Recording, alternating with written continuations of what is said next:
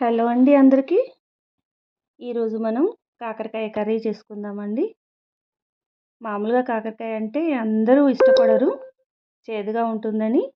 కాకపోతే నేను చేసే కర్రీ అందరికీ చాలా బాగా నచ్చుతుందండి. అసలు కాకరకాయ అని కూడా ఏర్పాటు చేయరు, పిల్లలందరూ ఇష్టపడతారు. ముందుగా ఆయిల్లో ఆవాలు, జీలకర్ర, కొన్ని మిరపకాయలు, అలాగే ఉల్లిపాయ ముక్కలు వేసుకొని చక్కగా ఫ్రై కానివ్వండి.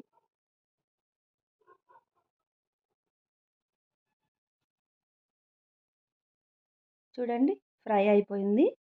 అలాగే అల్లం వెల్లుల్లి పేస్ట్ అండి, కొద్దిగా పావు కిలో కాకరకాయలు సరిపోతాయండి. కాకరకాయ నేను ముందుగా హాఫ్ బాయిల్ చేసి పెట్టుకున్నానండి.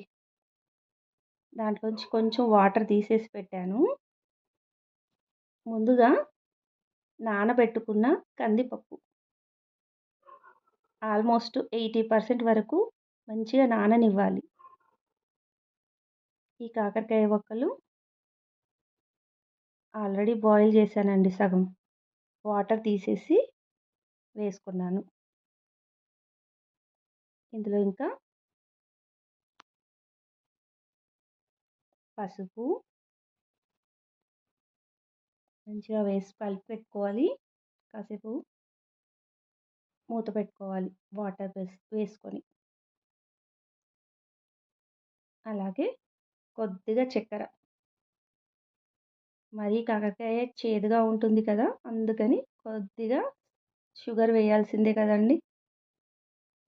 చక్కగా కలుపుకొని ఒక 5 నిమిషాలు మంచిగా మూత పెట్టి వేడి కానివ్వండి.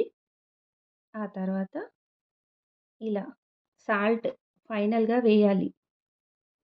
ఎందుకంటే కందిపప్పు పచ్చిగా ఉంటుంది కదా, అది ఉడకదు. సో అందుకని లాస్ట్కి సాల్ట్ వేయాలి. వేసిన తర్వాత మళ్ళీ 5 నిమిషాలు ఉడకనివ్వాలి.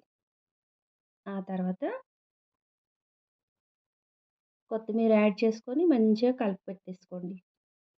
చాలా బాగుంటుంది. అసలు కాకరకాయ కర్రీ అని కూడా ఏర్పాటు చేయకుండా చక్కగా తినేస్తారు. మీరు ట్రై చేస్తూ ఉండండి.